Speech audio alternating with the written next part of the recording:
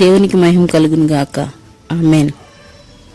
ముందుగా దేవుని కృపను బట్టి మీ అందరికీ క్రిస్మస్ శుభాకాంక్షలు తెలుపుచున్నాను. మనకి డిసెంబర్ నెల అనగానే మనకు గుర్తొచ్చేది పండుగ క్రిస్మస్. ఈ పండుగ ప్రతి వారికి కూడా సంతోషం కలిగించేదిగా చక్కగా మరి మనం సెలబ్రేషన్ చేసుకునేదిగా ఉంటుంది. మనం మన కుటుంబాలకి చక్కగా స్టార్స్ వెలిగించుకుంటాం, అలాగే లైటింగ్స్ వేస్తాం. మరి మన కుటుంబంలో సంతోషంతో ఉంటాం. ఈ పండుగ సందర్భంగా కొత్త బట్టలు షాపింగ్ చేస్తూ ఉంటాం, అలాగే పిండి వంటలు, ఇల్లు శుభ్రం చేసుకోవడం, అనేకమైన మరి నూతన విధానంలో మనం నడవాలని ప్రయత్నిస్తూ ఉంటాం. ఈ పండుగ సందర్భంగా అయినా మనం ఇలా ఉండాలి, ఇలా మారాలి, చక్కగా మనం దేవునితో గడపాలి అనే ఒక నిర్ణయాలు తీసుకుంటూ ఉంటాం. అలాగే మరి మన బంధువుల్ని, మన స్నేహితుల్ని మన ఇంటికి ఆహ్వానిస్తూ మరి వారితో కలిసి మనం హ్యాపీగా క్రిస్మస్ని సెలబ్రేషన్ చేసుకుంటూ ఉంటాం. యేసుక్రీస్తు జన్మదినం అంటేనే మానవాళందరికీ కూడా సంతోషం, సమాధానం కలిగించేది. ఎగ్జాంపుల్, భార్యాభర్తల విషయాల్లో మనస్పర్ధలు వచ్చినప్పటికీ, అన్నదమ్ముల మధ్య మనస్పర్ధలు వచ్చినప్పటికీ, అత్తాకోడల మధ్య సమాధానం లేనప్పటికీ, ఈ పండుగ సందర్భంగా అందరూ కూడా దేవుని మందిరంలో చేరి వారు సమాధాన పడుతున్నట్లుగా చాలా కుటుంబాల్లో చూస్తూ ఉంటాం. ఆయన ఆరాధించి ప్రభువుని మరి సంతోషంగా మరి డిన్నర్ ఏర్పాట్లు చేసుకుంటూ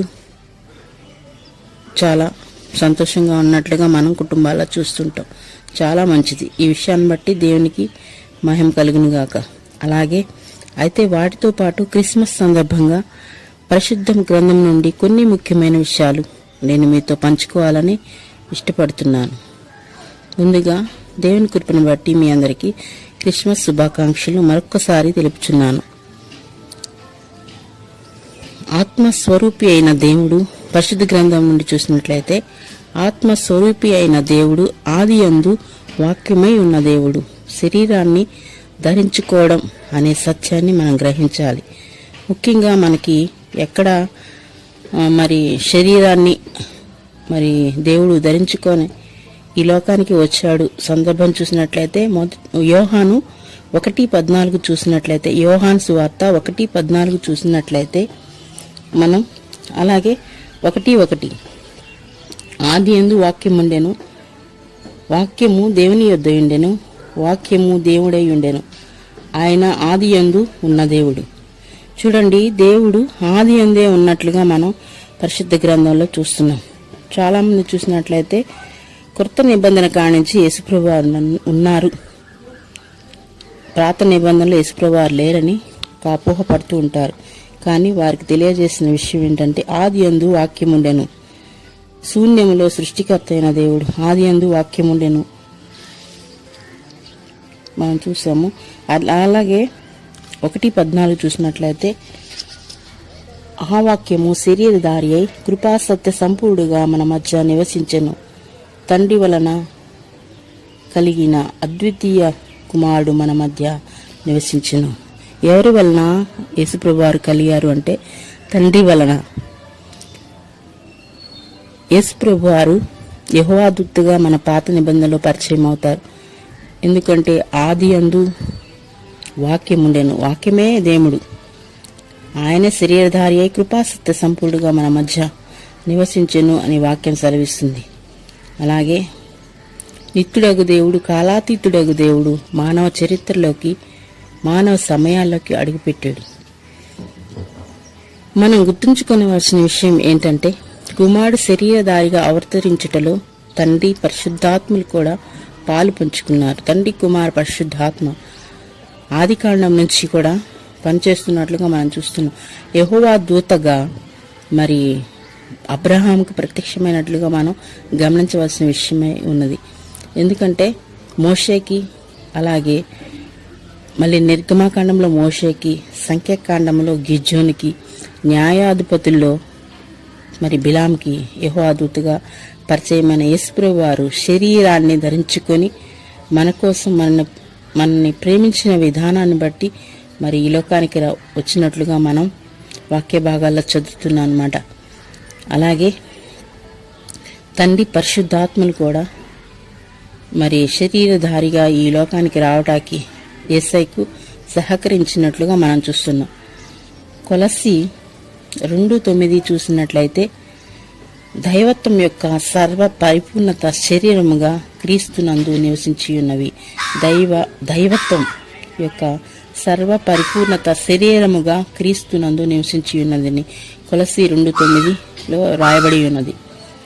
అలాగే ఎఫెసీ 1:4 నుండి 7 వరకు చూస్తున్నట్లయితే జగత్తు పునాది వేయబడక మునిపే అక్కడ ప్రభువారు మన కోసం మత్తయి సువార్త నుంచి వచ్చారని కొంతమంది అపోహపడిన వారికి ఈ వాక్య భాగాలు చూసినట్లయితే జగత్తు పునాది వేయబడక ముందే నిర్ణయింపబడింది.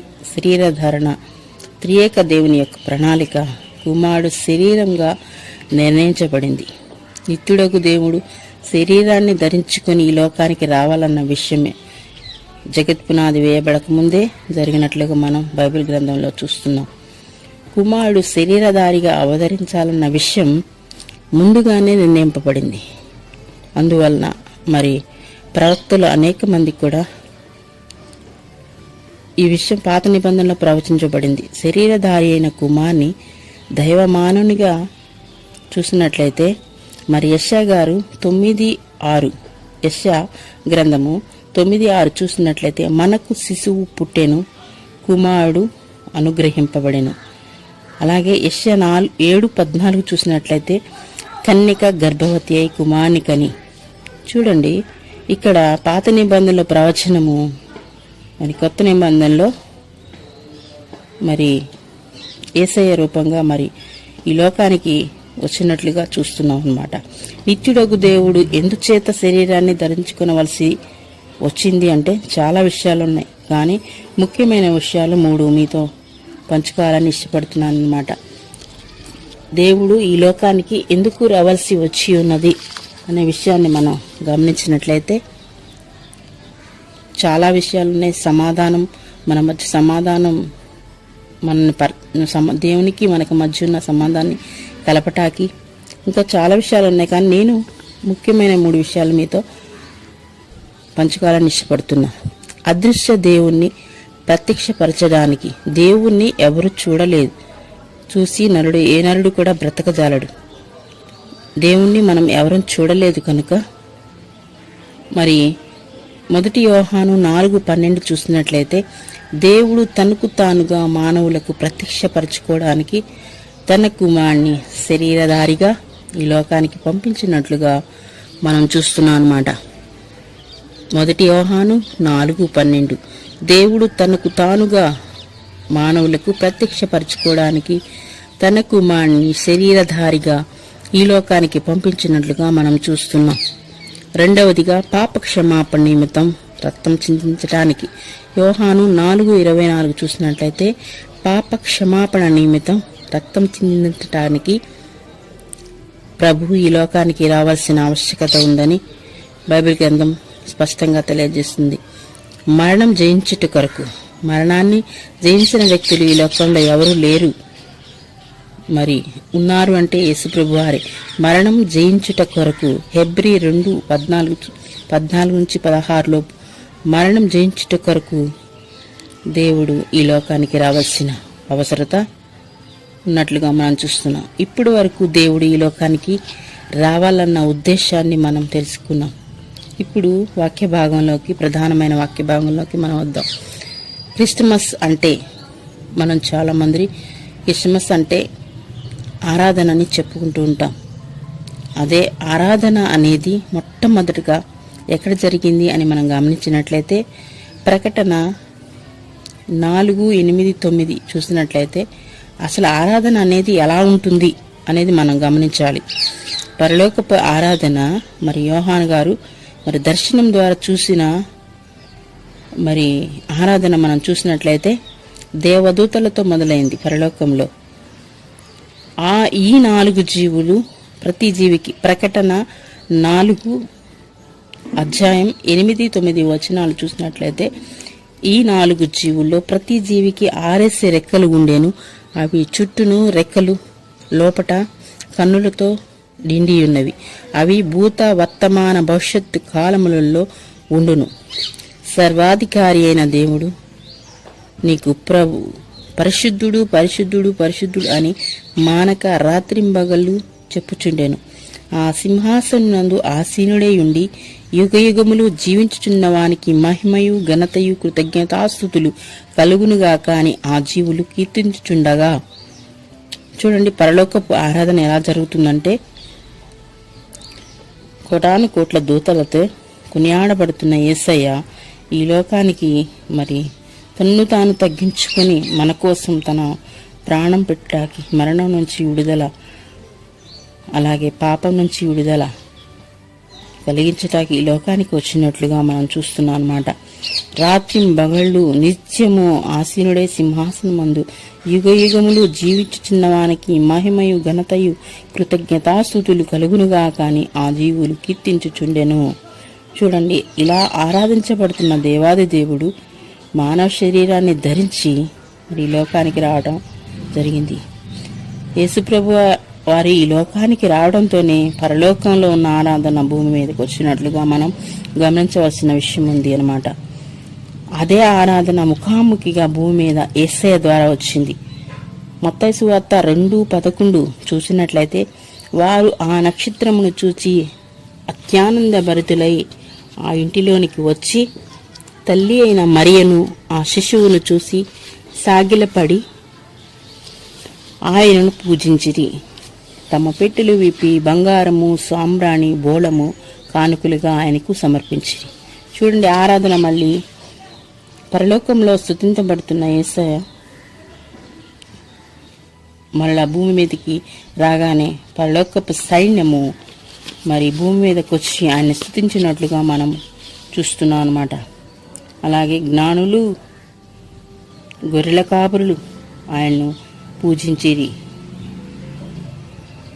లూకాసు వార్త 2:10-14 చూసినట్లయితే అయితే ఆ దూత ప్రత్యక్షమై మాట్లాడుతున్న సందర్భంలో లూకా 2:10-14 చూసినట్లయితే ఆ దూత భయపడుకుడి, ఇదిగో ప్రజలందరికీ కలుగబోవు మహా సంతోషకరమైన సువర్తమానము నేను మీకు తెలియజేయుచున్నాను.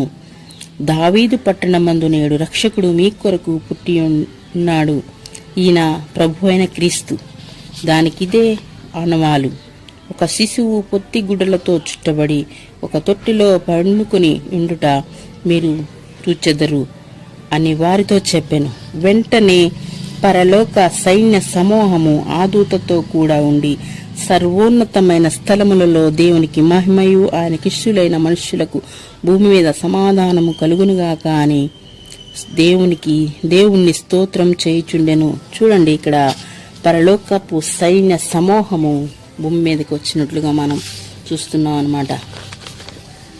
దేవునికి ఇష్టమైన అందరికీ కూడా సమాధానము ఆయన ద్వారా వచ్చినట్లుగా మనం ఇక్కడ ఇందాక మనం చెప్పుకున్న మొట్టమొదటి భాగంలో ఎవరైతే మనస్పర్ధలతో మరి కలహాలతో ఉన్నప్పుడు వారి మధ్య సమాధానం కలిగించేదే ఈ పండుగ. చూడండి, అప్పటి వరకు కూడా మరి వ్యతిరేక భావాలు ఉన్నప్పటికీ దేవుని సన్నిధిలో ఆరాధించటానికి వచ్చినప్పుడు క్షమాపణ అనేది వెంటనే వారిలో కలిగించేది మరి యేసయ్య పుట్టుకే. మనం గమనించినట్లయితే పరలోకపు సైన్య సమూహము ఈ లోకానికి వచ్చినట్లుగా మనం చూస్తాం. మొట్టమొదటిగా పరలోకంలో, తర్వాత ముఖాముఖిగా జరిగిన ఆరాధన గుడారాలు కట్టించారు మన పాత నిబంధనలో విశ్వాసులు అందరూ కూడా. అదే అబ్రహాము, మోషే,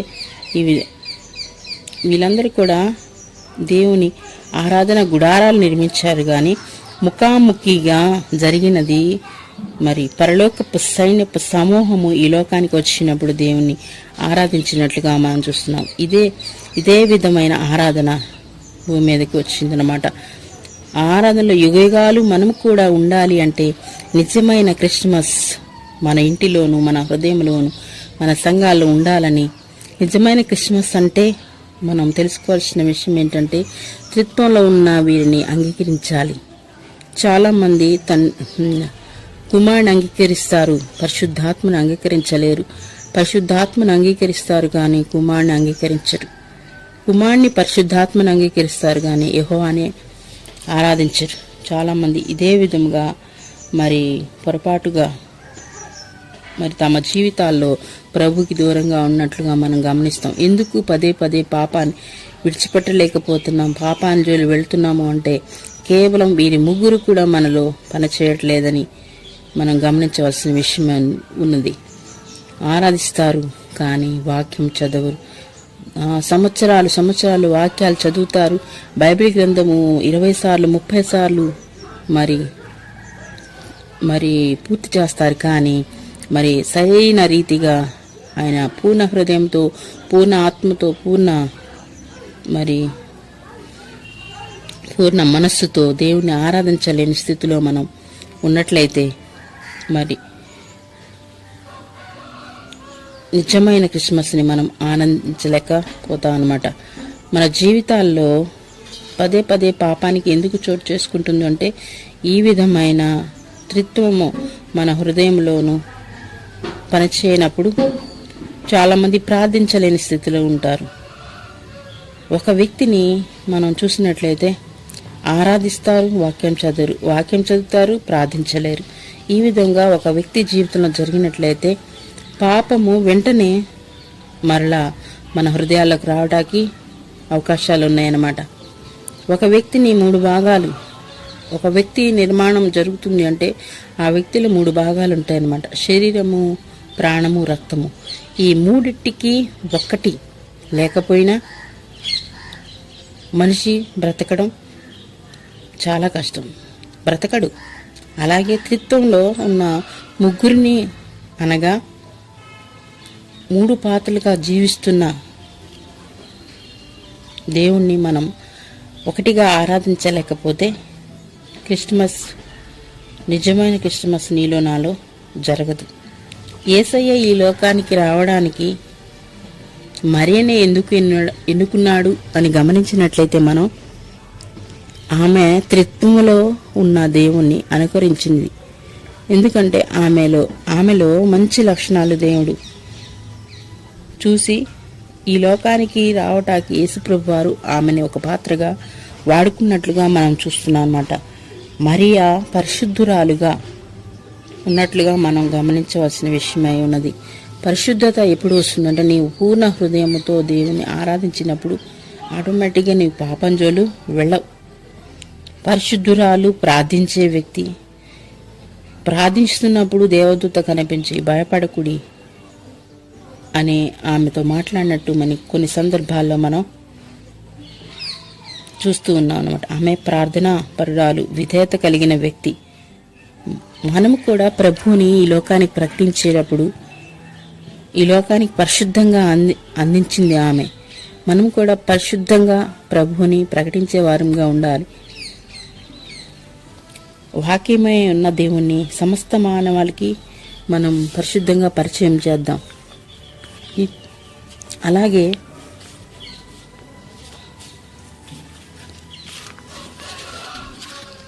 పరిశుద్ధమైన దేవుణ్ణి ఈ లోకానికి అందిద్దాం. పరిశుద్ధత లేకపోతే ఆరాధన అనేది నీకు భూమి మీదనే కానీ పరలోకంలో ఆరాధించటానికి అర్హత ఉండదు. పరిశుద్ధత మనకు అనగానే మనకేంటంటే ఒక మనిషి పాపాన్ని విడిచిపెట్టిన పాపాన్ని, ప్రతి మనిషి కూడా పాపియే. ఈ లోకానికి పాపంతోనే మనం వస్తాం. పాపంలోనే జీవిస్తున్నప్పుడు ప్రభు కనికరించి మనల్ని తన రక్తంలో కడిగి మనని పవిత్రులుగా చేసినప్పుడు పరిశుద్ధులం అవుతాం. మరలా పాపం చేస్తే పరిశుద్ధులం కావడం కష్టమే. అయితే పరిశుద్ధత అనేది త్రిత్వంలో ఉన్న ముగ్గురు కూడా మనలో పనిచేసినప్పుడు పరిశుద్ధత పరిపూర్ణంగా మనం అనుభవించగలుగుతాం. పరిశుద్ధత లేకపోతే ఆరాధన అనేది నేను ఇందాక చెప్పినట్లుగా ఆరాధన అనేది మనకు భూమి మీదే కానీ పరలోకంలో ఆరాధించటానికి అర్హత ఉండదు.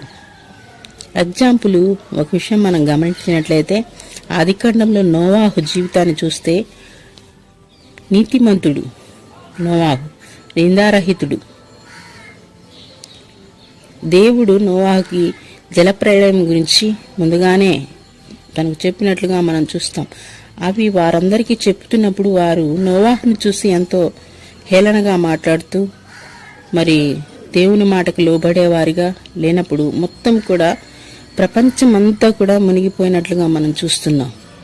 నోవాహుకు ఒక మాట దేవుడు అక్కడ చెప్పినట్లుగా మనం గమనించినట్లయితే స్థితిస్థారక మ్రానుతో 3 అరలు కట్టమన్నాడు దేవుడు. 3 అరలు దేవుడు చెప్పాడు. అదే విధంగా నోవాహు చేసిన దీనిలో ఒక మర్మం ఉన్నది. 3 అరలు ప్రభువారు ఎప్పుడు కూడా 3 గురించి ప్రస్తావించినప్పుడు దేవాలయాన్ని పడగొట్టినప్పుడు దేవుడు ఒక మాట ఆ సందర్భంలో చెప్తాడు. ఏంటంటే 3 దినముల్లో ఈ మందిరాన్ని చేతి పని కాని ఈ మందిరాన్ని మళ్ళా నిర్మిస్తారని చెప్పినప్పుడు వాళ్ళందరూ అపహాసం చేస్తున్నట్లుగా మనం గమనిస్తాం. అలాగే దేవుడు పునరుద్ధానుడై 3వ దినమున లెగుస్తాడు అనే ఒక సత్యాన్ని 3 అనే సంఖ్యకి చాలా ప్రాధాన్యత బైబిల్ గ్రంథంలో ఉన్నట్లుగా మనం గమనించవలసిన విషయం ఉంది. ఆదికాండంలోనే దేవుడు కొన్ని మర్మాలను దాచి ఉంచాడు. ఏంటంటే 3 అరలు కట్టి నీ కుటుంబం అంతా కూడా అందులో 3 అరలు కట్టి ఒక వాడగా 3 అరలు కట్టి అందులో మీరు నివసించమని దేవుడు నోవాహుకు చెప్పినప్పుడు అదే విధంగా నోవాహు నిర్మించాడు. అలాగే మనం కూడా త్రిత్వంలో ఉన్న తండ్రి కుమార్ పరిశుద్ధాత్మని అనుకరించి నోవాహు 3 అరలు కట్టాడు, కానీ 3 వాడలు కట్టలేదు. 3 అరలు ఒకే వాడిని 3 అరలు కట్టి ఒకే వాడిని నిర్మించినట్లుగా మనం చూస్తున్నాం. అలాగే మనం ఆరాధించేటప్పుడు త్రిత్వంలో ఉన్న దేవుణ్ణి అనుకరిస్తూ ఆరాధించాలి. నోవాహు జలప్రళయం నుండి ఏ విధంగా ఎత్తపడ్డాడో ప్రపంచమంతా మునిగింది, కానీ నోవాహు ఎందుకు రక్షించబడ్డాడు అంటే నోవాహు నీతిమంతుడు, నిందారహితుడు. అలాగే రాబో ఉగ్రత ముందే తెలియజేసి దేవుడు నోవాహును రక్షించినట్లుగా మనం గమనిస్తున్నాం.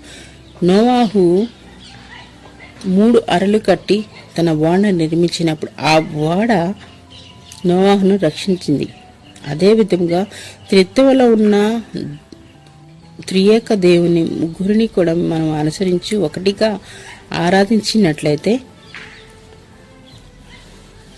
మనము ముగ్గురుగా ఉన్న దేవుణ్ణి ఒకటిగా ఆరాధించినట్లయితే రాబో ఉగ్రత నుండి మనం మన కుటుంబాలను, మన సంఘాలను, మరి మన బిడ్డలను రక్షించగలుగుతాం. జలప్రళయము, నోహ దినములో జలప్రళయం ఎంత నిజమో అలాగే రాబో దేవుని ఉగ్రత కూడా అంతే నిజం. చాలా చోట్ల నష్టాలు జరుగుతున్నాయి, మనం గమనిస్తూనే ఉన్నాం. మనం అనుకుంటాము మనం పరిశుద్ధులమే అని అనుకుంటా ఉంటాం. జాగ్రత్త. మన పరిశుద్ధత అనేది దేవుడు రాకడలో దేవుడు మనకి కనిపించేలాగా ఉండాలి, మన కన్నులకు కనిపించేలాగా ఉండాలి. కానీ మనుషులు చూసే పరిశుద్ధత కాదు. దేవుని మనం చూసి పరిశుద్ధులు వీళ్ళు అని మనకి సర్టిఫికెట్ ఇవ్వాలి, కానీ మనుషులు చూసే పరిశుద్ధత మనకి అవసరం లేదు. ఎందుకంటే మనం దేవుని చూడాలి పరలోకంలో అంటే మనకి పరిశుద్ధమైన కన్నులు, పరిశుద్ధమైన హృదయము ఆయన ఎదుర్కోవాలంటే అవి కావాలి. అయితే పరిశుద్ధుడైన దేవుడు, త్రిత్వంలో ఉన్న దేవుణ్ణి మనం అనుకరిస్తే తప్పనిసరిగా మనం పరిశుద్ధంగా జీవించడానికి అవకాశాలున్నాయి. నిజమైన క్రిస్మస్ సెలబ్రేషన్ చేసుకోవాలంటే త్రిత్వంలో ఉన్న దేవాది దేవుణ్ణి మనం ఆరాధించాలి, అనుకరించాలి.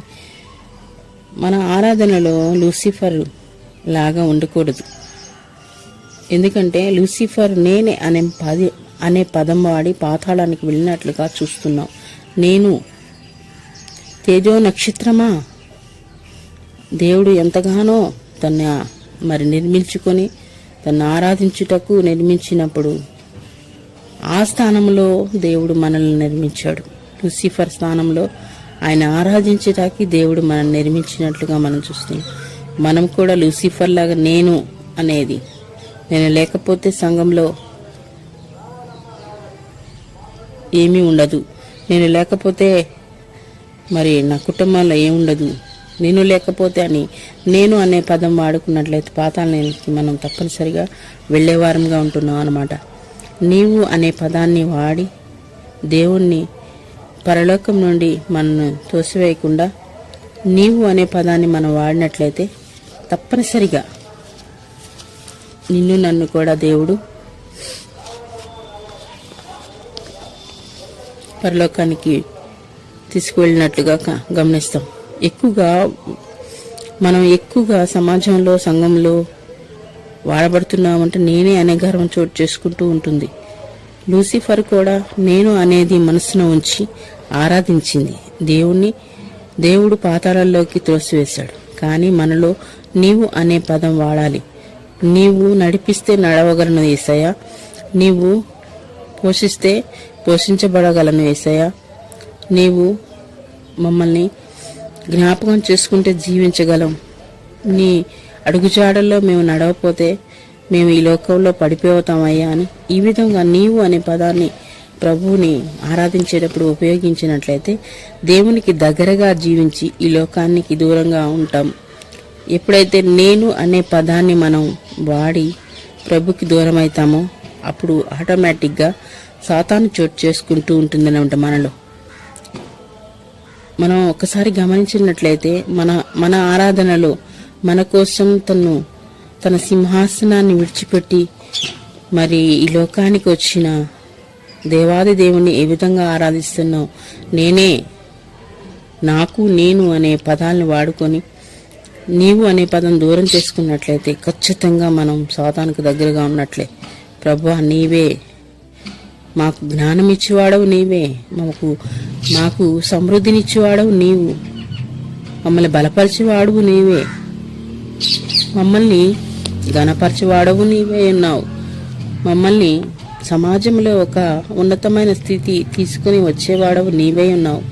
ఇలాగా ప్రభు చేసిన ప్రతి పని కూడా నీవే, నీవు అని మనం ప్రభుని గనపరుస్తూ ఉన్నట్లయితే అంతకన్నా సంతోషం ప్రభుకి ఏముంటుంది చెప్పండి. నేను అనేది దూరం చేసుకుని లూసిఫర్ మనం దూరంగా ఉంచుతాం. అలాగే తేజో నక్షత్రమా అని ఎంతో చక్కగా దేవుడు నిర్మించుకున్న మరి సాతానుడు మరి నేను అనే గర్వంతో మరి దూరమైనట్లుగా మనం చూస్తున్నాం. అలాగే మన ఆరాధనలో నిజమైన క్రిస్మస్ అనుభవించాలంటే నీవు అనేది మన ఆరాధనలో ఉండాలి.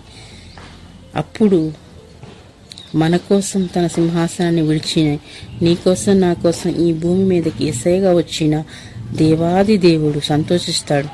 అలాగే దేవాది దేవుణ్ణి మనం ఆరాధించాలి, అనుకరించాలి. త్రిత్వంలో ఉన్న ముగ్గురిని కూడా ఒకటిగా మనం ఆరాధించినట్లయితే నిజమైన క్రిస్మస్ అనుభవంలోకి మనం నడిపించబడతాం. ప్రభు రాకడలో యుగాలు కూడా మనము అక్కడ ఆరాధనలో పాల్గొనేవారిగా ఉంటామని ఈ క్రిస్మస్ సందర్భంగా మీ అందరికీ కూడా తెలియజేస్తున్నాను. ప్రార్థిద్దాం. చిన్ని ప్రార్థన. పరలోకం మందున్న మా తండ్రి, మీ నామం పరిశుద్ధపరచబడును గాక దేవా. మహిమ ఘనత ప్రభావములు నాయన మీరు ఒక్కరే పొందుకోమని ప్రార్థిస్తున్నాం ప్రభా.